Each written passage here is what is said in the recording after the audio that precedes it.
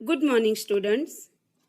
कक्षा 7 हिंदी पाठ 4 देश के नाम संदेश doctor APJ Abdul Kalam.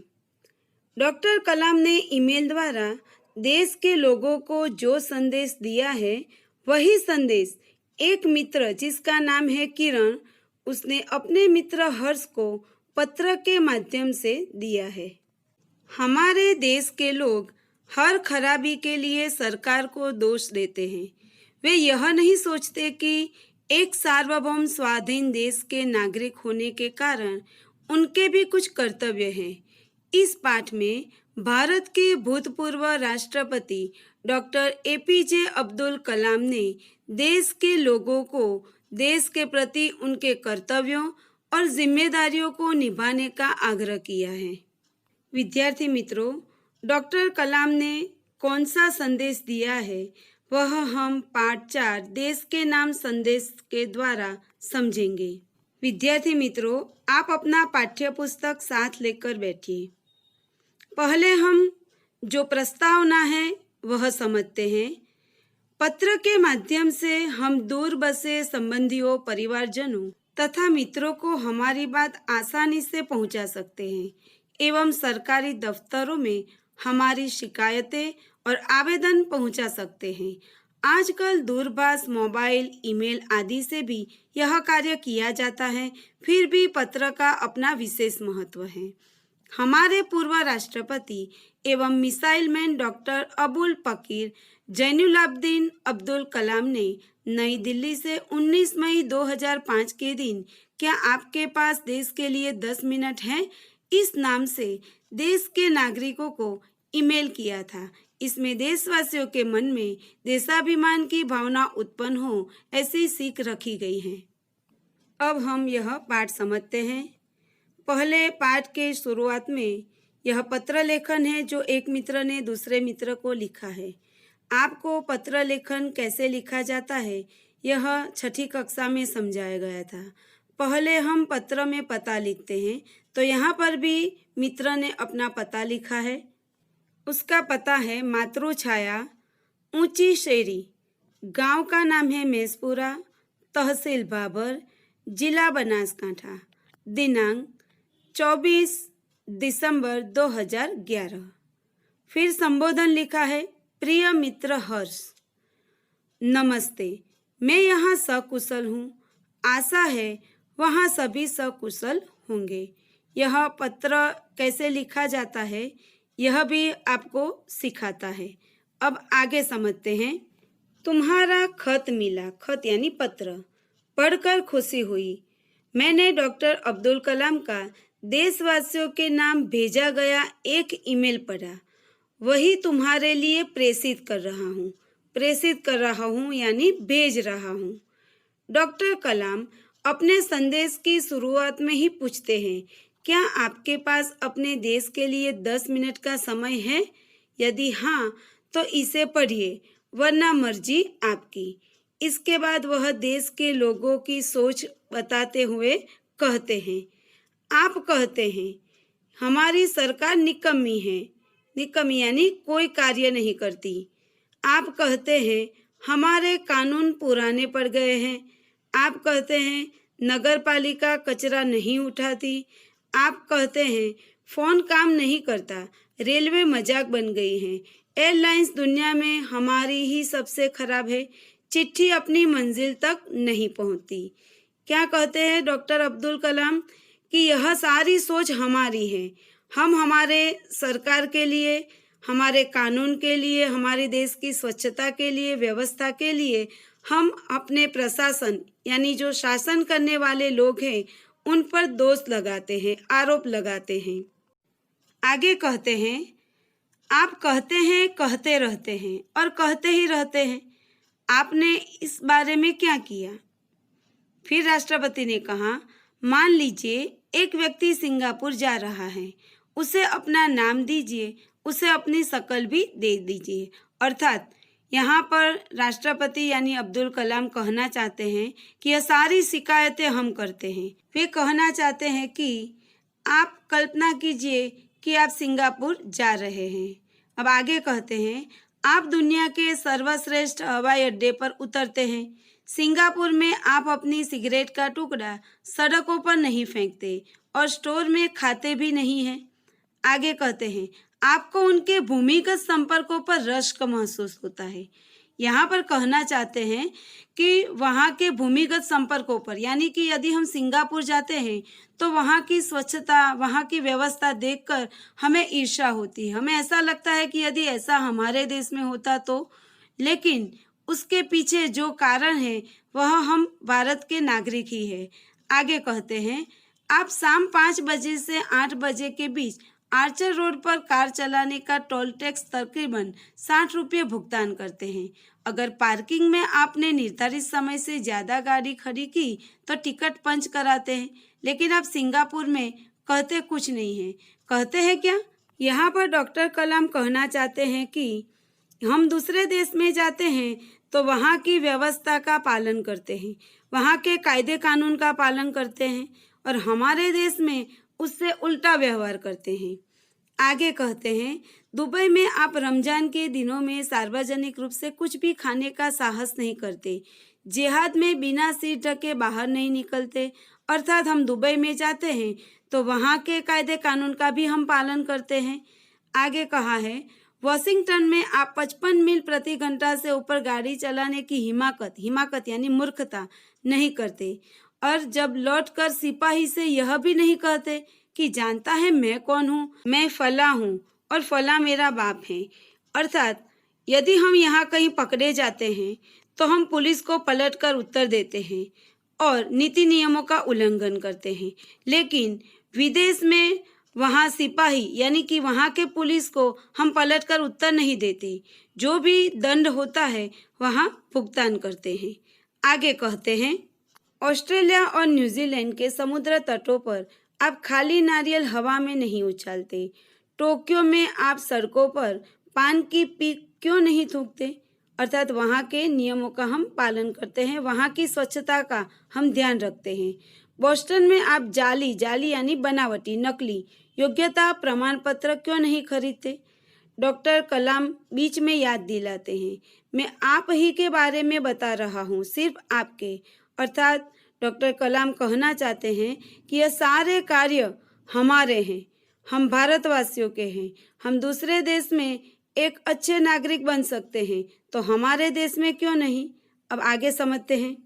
Doctor कलाम कहते हैं, आप दूसरे देशों की व्यवस्था का आदर और पालन कर सकते हैं, लेकिन अपनी व्यवस्था का नहीं। भारतीय धरती पर कदम रखते ही आप सिगरेट का टुकड़ा जहां तहां फेंकते हैं, कागज के पुर्जे उछालते हैं। यदि आप पराये देश में प्रशंसनीय नागरिक हो सकते हैं तो यहाँ भारत में आप ऐसा क्यों नहीं बन सकती? डॉक्टर कलाम ने मुंबई के पूर्व महानगर पालिका आयुक्त तिनायकर के हवाले से कहा, अमीर लोग अपने कुत्तों को सड़कों पर घुमाने निकलते हैं और जहां तहां गंदगी बिखेर कर आ जाते हैं, और फिर वही लोग सड़कों की गंदगी के लिए प्रशासन यानी शासन करने वाले लोगों पर दोष मढ़ते हैं। दोष मढ़ना यानी आरोप लगाना। क्या वे उम्मीद करते हैं कि वे जब भी बाहर निकलेंगे तो एक अधिकारी झाड़ू लेकर उनके पीछे पीछे चलेगा, और जब उनके कुत्ते को हाजत लगेगी तो वह एक कटोरा उसके पीछे लगाएगा? अर्थात यहाँ डॉक्टर कलाम कहना चाहते हैं कि हम ही गंदगी फैलाते हैं और गंदगी के लिए हमारी सरकार को दोष देते हैं। यहाँ डॉक्टर कलाम कहना चाहते हैं कि हमें देश के प्रति हमारा जो फर्ज है, जो कर्तव्य है, वह निभाना चाहिए। यहाँ के कायदे कानून का पालन करना चाहिए। हमारे देश की व्यवस्था को हम ऐसा बनाएं कि हमें अपने देश पर गर्व हो। हमें हमारे सरकार के कार्यों में सकारात्मक सहयोग देना चाहिए। अब आगे समझते हैं। राष्ट्रपति ने मिसाल दी कि मिसाल यानी उदाहरण, अमेरिका और जापान में कुत्ते के मालिक को उसकी छोड़ी हुई गंदगी साफ करनी पड़ती है। फिर शासन व्यवस्था के बारे में डॉक्टर कलाम ने कहा है कि हम सरकार चुनने के लिए वोट डालने के लिए जाते हैं और अपनी सारी जिम्मेदारियां वहां उलट कर आ जाते हैं। यहाँ पर कहते हैं कि जब चुनाव होता है तो हम सरकार को वोट देते हैं और फिर क्या सोचते हैं कि अब सारी जिम्मेदारी सरकार उठाएगी। हम आराम से बैठकर सोचते हैं कि अब हमारे सारे नाज नखरे वह सरकार उठाएगी। हम सोचते हैं कि हमारा हर काम सरकार करेगी। हम फर्श पर पड़ा हुआ रद्दी कागज उठाकर कूड़ेदान में डालने की जहमत भी नहीं उठाएंगे। जहमत यानी तकलीफ, मतलब कि हम स्वच्छता का तनिक भी ध्यान नहीं रखेंगे। जो कार्य करेगी वह सरकार करेगी। रेलवे हमारे लिए साफ सुथरे बाथरूम देगी और हम उसे ठीक तरह से इस्तेमाल करना भी नहीं सीखेंगे। डॉक्टर कलाम ने कहा है कि समाज की ज्वलंत समस्याओं, मतलब कि आज जो समस्याएं हैं समाज में, उसका भी हमारा रवैया, हमारा व्यवहार वैसा ही रहेगा। हम ड्राइंग रूम में बैठकर दहेज के खिलाफ गला फाड़ेंगे, यानी कि ड्राइंग रूम यानी कि सबके सामने दहेज के विरोध में हम बोलते हैं और अपने ही घर में उसका उल्टा व्यवहार करते हैं, मतलब कि अपने घर में दहेज लेते हैं और बहाना क्या करते हैं कि पूरी व्यवस्था ही खराब है। अगर मैं अपने बेटे की शादी में दहेज नहीं लूँगा तो उसमें बड़ा क्या फर्क पड़ जाएगा। यहाँ डॉक्टर कलाम कहना चाहते हैं कि हमारा लापरवाही पूर्ण बर्ताव ही देश में अव्यवस्था खड़ी करता है और यही अव्यवस्था के कारण देश के विकास में बाधा पड़ती है। तो हमें एक आदर्श नागरिक की तरह हमारे देश के कायदे कानून का पालन करना चाहिए, यहाँ की व्यवस्था में अपना सहयोग देना चाहिए। अब हम आगे समझते हैं। राष्ट्रपति ने इस संदेश में पूछा है, इस व्यवस्था को बदलेगा कौन? यह व्यवस्था है किसकी? आप आसानी से कह देंगे। व्यवस्था में शामिल है हमारे पड़ोसी, आसपास के घर, अन्य शहर, अन्य समुदाय और सरकार, लेकिन मैं और आप कतई नहीं। अर्थात हम अव्यवस्था के लिए सबको दोषी ठहराते हैं, लेकिन उसके लिए हम अपने आप को जिम्मेदार नहीं मानते। जब कुछ अच्छा करने की हमारी बारी आती है तो हम अपने परिवार को सुरक्षित कवच में घेर लेते हैं, दूसरे देशों की ओर निहारते हैं और इंतजार करते हैं कि कोई मिस्टर क्लीन आएगा, अपने जादुई हाथों से चमत्कार करेगा, और ऐसा नहीं होता तो आप देश छोड़कर ही चले जाएंगे। उन्होंने कहा, हम अपने भय से भागकर अमेरिका जाएंगे, उनके गौरव का गुणगान करेंगे, व्यवस्था की प्रशंसा करेंगे, और जब न्यूयॉर्क असुरक्षित हो जाएगा तो इंग्लैंड भाग जाएंगे। इंग्लैंड में बेरोजगारी होगी तो खाड़ी चले जाएंगे, और जब खाड़ी में युद्ध छिड़ जाएगा तो आप मांग करेंगे कि भारत सरकार हमें बचाकर घर ले जाए। यहाँ डॉक्टर कलाम कहना चाहते हैं कि हम हमारे देश की अव्यवस्था से भागकर विदेश चले जाते हैं, वहाँ की व्यवस्था के गुणगान करते हैं, लेकिन जब विदेश में कोई परिस्थिति ऐसी विकट आती है तब हम मांग करते हैं कि हमारी भारत सरकार हमें सही सलामत हमारे देश में वापस ले जाए। हर कोई देश को गाली देने के लिए तैयार है, पर व्यवस्था में सकारात्मक योगदान देने के बारे में नहीं सोचता। क्या हमने अपनी आत्मा को पैसे के हाथों गिरवी रख दिया है? डॉक्टर कलाम व्यवस्था में नागरिकों के सकारात्मक योगदान के लिए देशवासियों को झकझोर देते हैं। श्रेष्ठ नागरिक बनने की शुरुआत करने की अपील करते हुए संदेश में कहा गया है कि अगर आप वाकई संदेश से सहमत हैं तो इसे अपने 10 और साथियों को ईमेल से भेजिए। अंत में जो पत्र लिखता है वह कहता है, परिवार के सभी बड़ों को मेरा प्रणाम, तुम्हारा मित्र किरण। यहाँ पर पाठ पूर्ण होता है। डॉक्टर कलाम यहाँ पर हमें अपने देश के प्रति हमारा जो व्यवहार है वह बदलने की सीख देते हैं। वे कहते हैं कि हमारे देश की व्यवस्था को सुधारना है तो हमें स्वयं हमारी जिम्मेदारी उठानी चाहिए। अपनी जिम्मेदारी हमें दूसरों पर नहीं डालनी चाहिए। हमारी अव्यवस्था से दूर नहीं भागना चाहिए, बल्कि उसे सुधारने में सरकार को सहयोग देना चाहिए। इस प्रकार अपने सकारात्मक योगदान से ही हम अपने देश की व्यवस्था को सुधार सकते हैं। यहाँ पर डॉक्टर कलाम ने अपने ईमेल द्वारा भारतवासियों से श्रेष्ठ नागरिक बनने की अपील की है।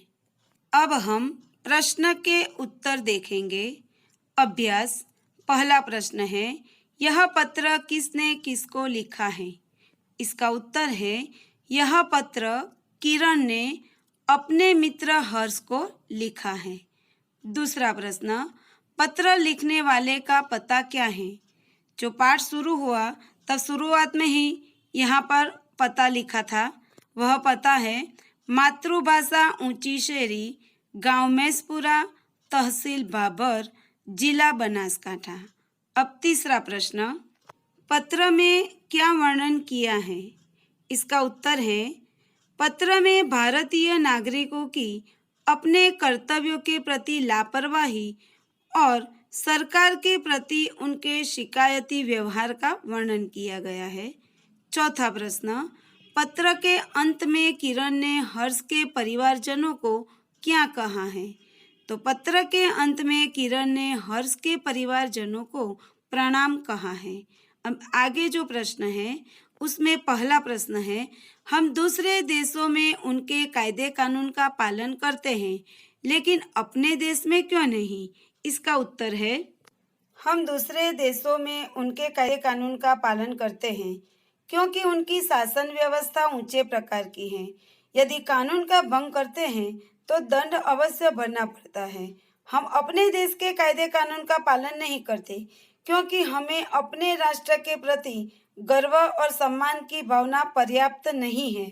हम अपने देश की व्यवस्था को उचित महत्व नहीं देते क्योंकि यहाँ का शासन सख्ती से काम नहीं लेता। आगे का प्रश्न, हमारे देश की स्वच्छता की जिम्मेदारी किसकी है? इसका उत्तर, हमारे देश की स्वच्छता की जिम्मेदारी हमारी सरकार, ग्राम पंचायत, नगर पालिका, महानगर पालिका और हम सब देशवासियों की है। तीसरा प्रश्न है, हमारे देश के विकास में कौन कौन सी समस्याएं बाधक हैं?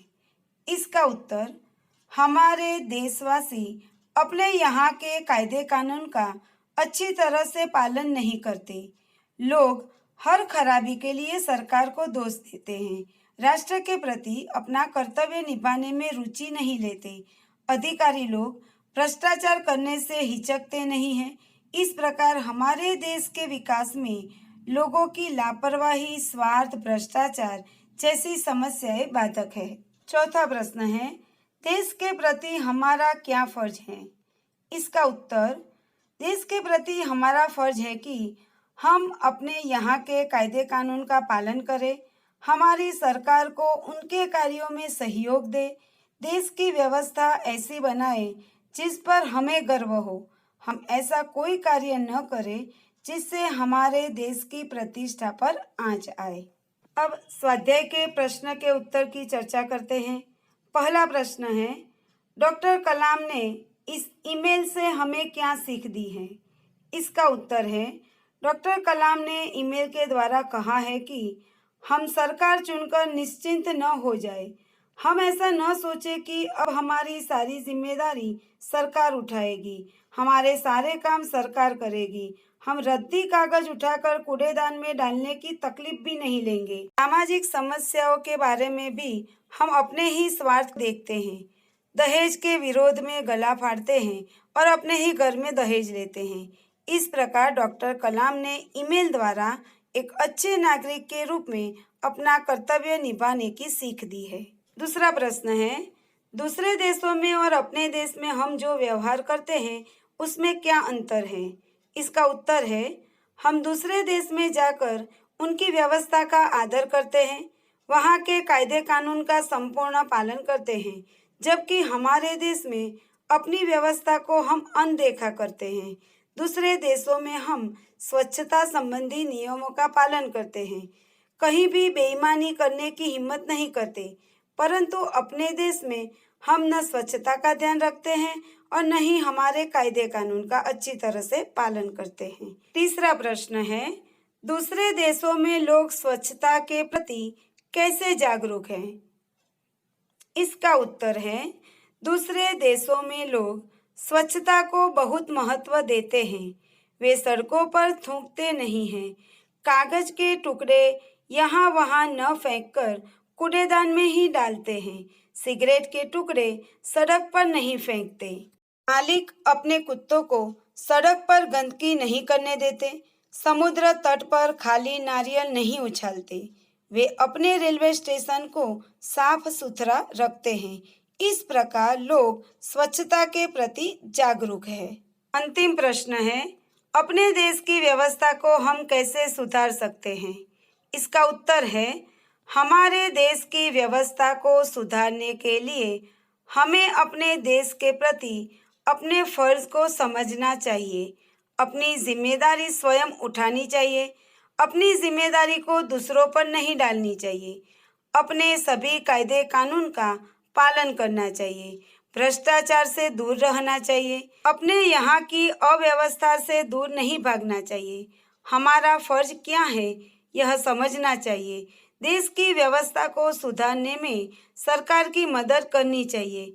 हमें देश प्रेम बढ़ाना चाहिए, जिससे हम अपने देश की व्यवस्था को सुधार सकते हैं। यहाँ पर देश के नाम संदेश जो पाठ है वह पूर्ण हुआ। आपको CW में इसका व्याकरण और प्रश्न के उत्तर सुंदर अक्षर में लिखना है। Thank you.